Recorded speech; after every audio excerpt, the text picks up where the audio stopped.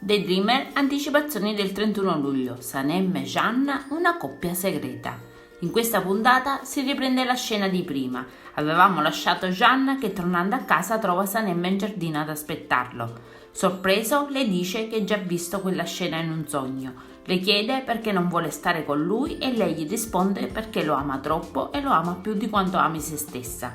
Mentre si stanno per baciare, partono gli irrigatori e qui si interrompe il magico momento tra i due. Leila, dopo la delusione di Mirre che ha scordato il loro appuntamento, verrà consolata da Osman, a cui chiede se ha qualcosa da dirle dal momento che la guarda in un certo modo. Ma arriva Guliz che con una scusa lo porta via per passare un po' di tempo da sola con lui. Sanem indossa una maglia di Jeanne perché il suo vestito è bagnato. Mentre cucinano, Jeanne le dice di voler sapere tutto su di lei. Jeanne dice a Sanem che non deve aver paura e non deve scappare più da lui.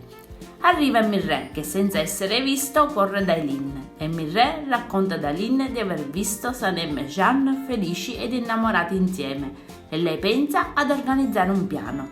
Eileen e Mirre devono separare Sanem e Jeanne così Jeanne andrà via e loro avranno tutta l'agenzia per loro. Jeanne vorrebbe passare la notte insieme a Sanem, ma poi l'accompagna a casa. Sanem, la mattina seguente, con Osman e Ayan, parla della sera prima e decide per ora di vivere il suo amore. Poi deciderà come dire la verità. A casa di Sanem, colazione e il solito interrogatorio per lei. I genitori danno a Sanem una quota per risanare il suo debito, ma lei lo rifiuta. Poi arriva il buongiorno di Jeanne, lei finge sia Guliz e fugge per incontrarsi con lui. E Mirre trova l'anello nel cassetto. Jeanne intanto aspetta Sanem per andare insieme al lavoro. Aisun piange perché il figlio deve fare il militare. Intanto nel quartiere torna lo sciacallo Aisan. Jeanne vuole entrare in ufficio mano nella mano con Sanem, ma lei non vuole perché è una semplice impiegata e tutti avrebbero da ridire.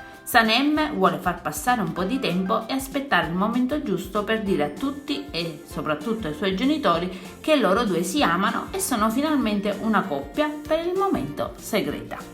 Al quartiere intanto la tranquillità viene sconvolta dall'arrivo di Isan, che precedentemente aveva truffato i genitori di Sanem.